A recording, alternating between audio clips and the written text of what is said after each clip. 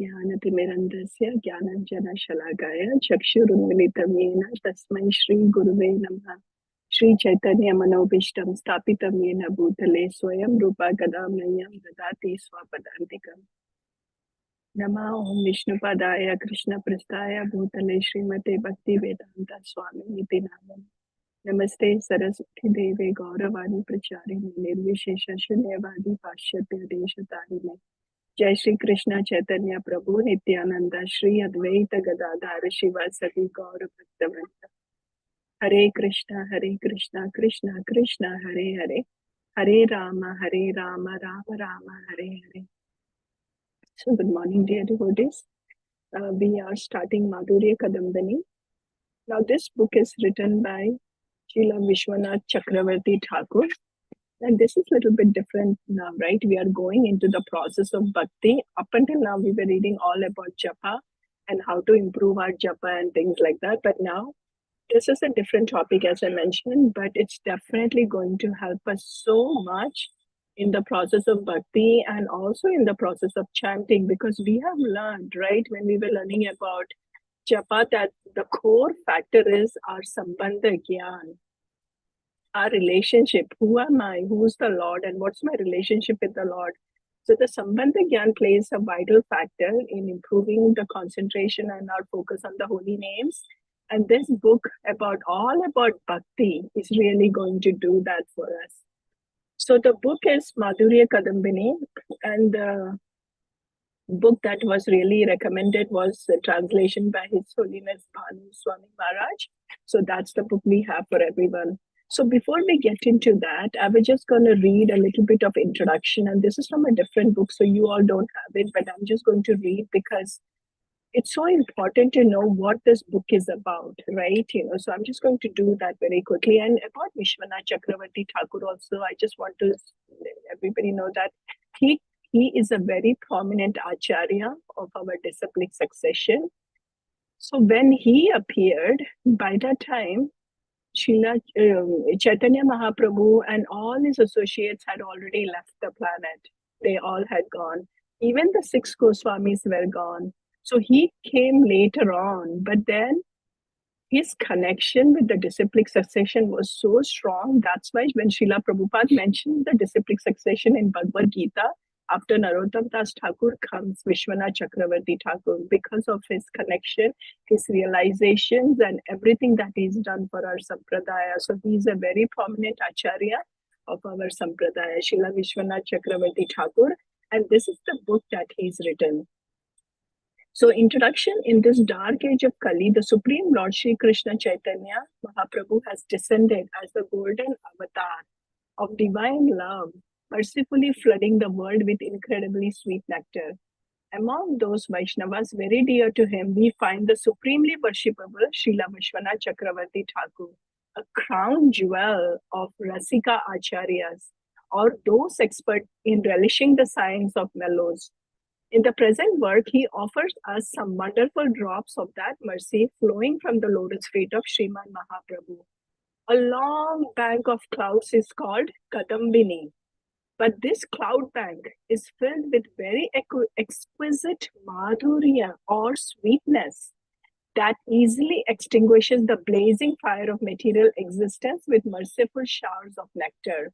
Thus, calling this book Madhurya Kadambini, Srila Chakravarti Pada divides it into 8 showers of nectar, analyzing the complete science of bhakti, by showering us with a glimpse of sadhana bhakti, madhurya, Krishna nama madhurya, bhava prema madhurya, and Shri Krishna madhurya. These are the different madhuryas of Shri Krishna, right? The 4 kinds of madhurya. Comparing bhakti to a desire creeper, he follows its development from the sprouting of the first 2 leaves up to the flowers of bhava, and finally the fruits of prema. He provides us throughout with ample scriptural support, especially from Srimad Bhagavatam, declaring it the emperor of all evidences.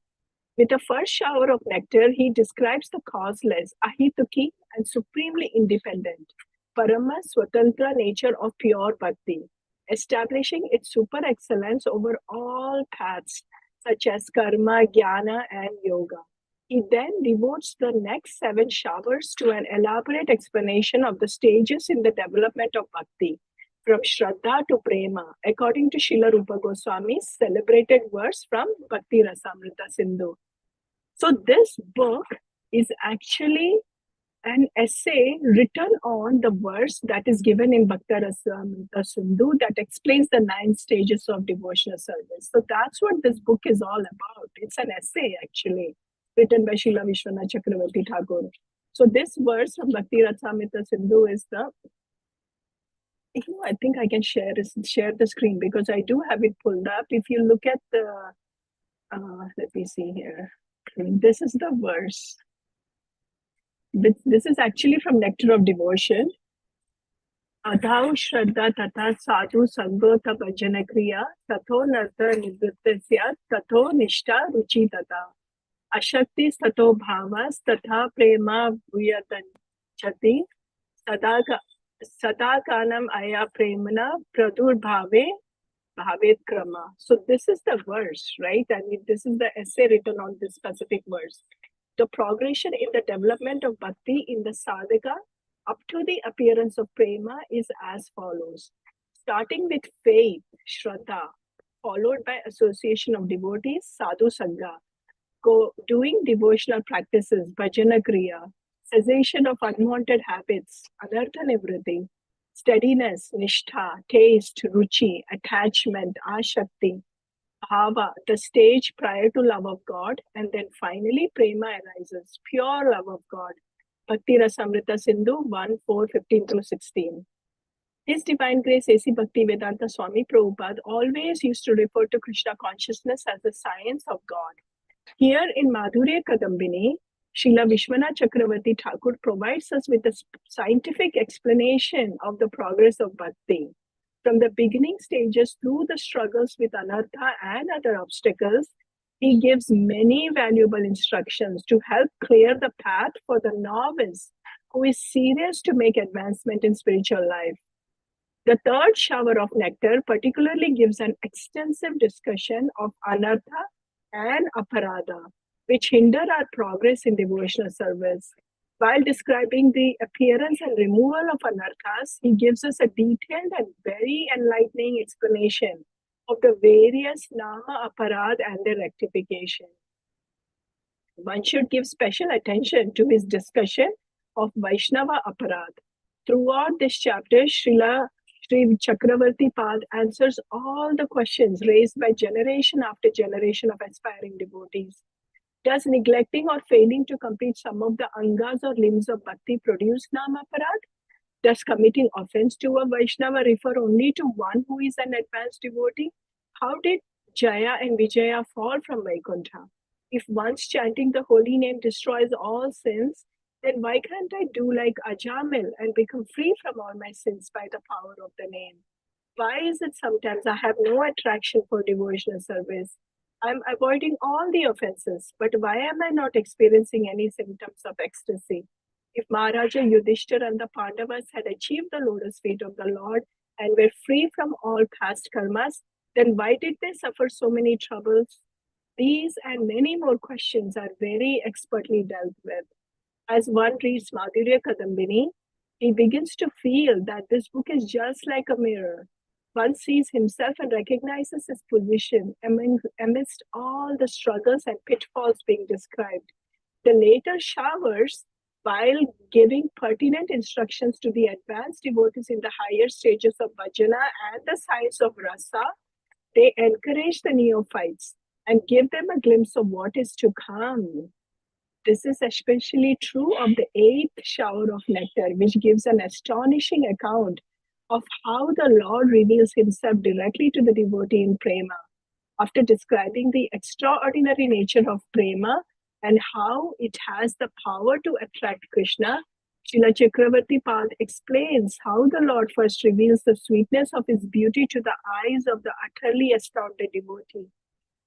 All of his senses then become like eyes to relish the Lord's beauty and become overwhelmed with the devotee swoons in ecstasy. From here, the author goes on plunging us deeper and deeper in the ocean of bliss So this is one book that can be relished by both the new bhaktas as well as the advanced devotee.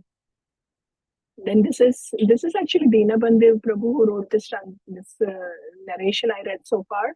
He's saying that I certainly have no qualification or understanding to present this book. Somehow or other, I have found some incredibly sweet chewed remnants from the lotus mouth of Srila Vishwanath Chakravarti Thakur.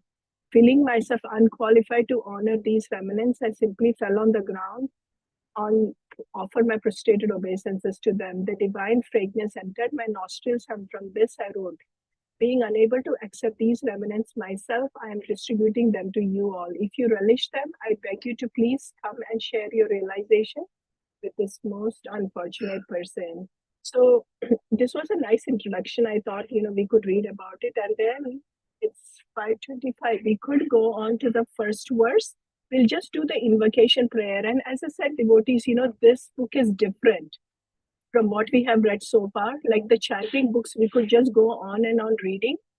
But this is something we have to really digest it, process it and digest it. This is a little heavy actually compared to the other books we have read so far. So I'm going to go on to the first shower. So we read now briefly. I'll go ahead and post the pictures also of the summary that I read, so you all also will be able to go through it again. This book is divided into 8 showers of nectar, and the first shower starts with the invocation prayer. So devotees are here in the room, so everybody can chant too. So this goes in the tune of Sadgoswami Ashtakam. Hridva prenava bhakti sasya vitate sanjeevani swagama rambe kamatapurdadamani vishvapagolasini दूरे ने मरुसाखिनोऽपि सरसि भावाय भूयात् प्रभु श्री चैतन्य कृपा निरंकुशमः माधुर्य Kadambini. May the uncontrollable, extremely sweet bank of clouds of Sri Krishna Chaitanya Mahaprabhu's mercy, which bestows rapture to all the rivers of the universe, which brings life to the grains of devotional service,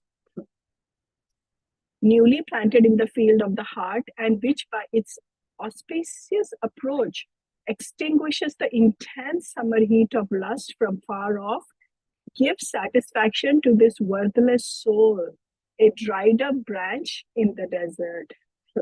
So here Srila Vishwanath Chakravarti Thakur is basically seeking blessings.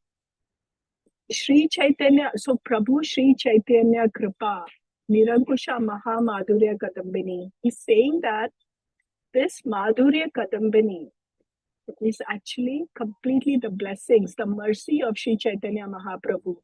And it is Nirankusha. It is like completely without any obligations, without any differences. It's completely the full. So as we said, right, the Madhurya Kadambini is the cloud bank of nectar. And this is downpour of Maha Madhurya Kadambini. It is downpour of Sri Chaitanya Mahaprabhu's mercy. That's what this is actually. Can you imagine? And so then he goes on to explain. So in the beginning it starts with Hridva Pre Nava Bhakti Sasya Vitate Sanjeevani Swagama. Hridva Pre Nava Bhakti. He's saying that when the heart is fertile, right? When our hearts are fertile, what happens is the 9 process of bhakti is able to take place in them. And Sanjeevani Swagama, it is like a medicinal herb, right? When it comes, even if our heart is not fertile, this Madhurya Kadambini has the potency to make it fertile. And what happens is is going to implant the 9 process of devotional service in there. This is really detailed explanation. And then Rambe Kama Tapartuda Damani Vishwabha Golasini. Here it says that this material world is like a dry desert and there is burning fire of lust. And because of this material attachment, this lust, we are all suffering so much in this material world. It's just burning like fire, this lusty desires, lust, everything that we have. But because of this nectar, right? So what happens when it is scorching heat? I mean, Arizona is going to experience it very soon now, John, yes, right?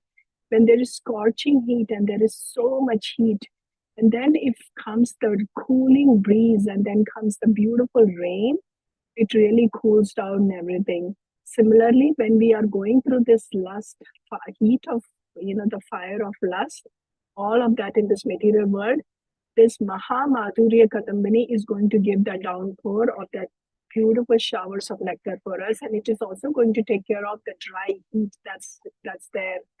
Turan me maru shakino pi sarasi bhavaya puvat prabhu. And again, with so much of this, right here in the explanation, it's given that because of this auspicious approach, right, that it is also giving so much of auspiciousness. And with that, all of this is going to be destroyed. And really, it's going to take us where our heart becomes very soft, very fertile, and then the 9 processes of bhakti is going to grow in there. So that's the invocation prayer. Again, really seeking the blessings from Srila Vishwanath Chakravarti Thakur, because he's written this book, but he's really asking for the mercy of Sri Chaitanya Mahaprabhu. So this is already 5:30. So I think I'm going to stop here, and then we'll continue with this actually further tomorrow. As I said, in this book, we cannot rush through very quickly. We'll have to really take some time and process it. So I'm going to go ahead and go to the chanting now. We'll continue with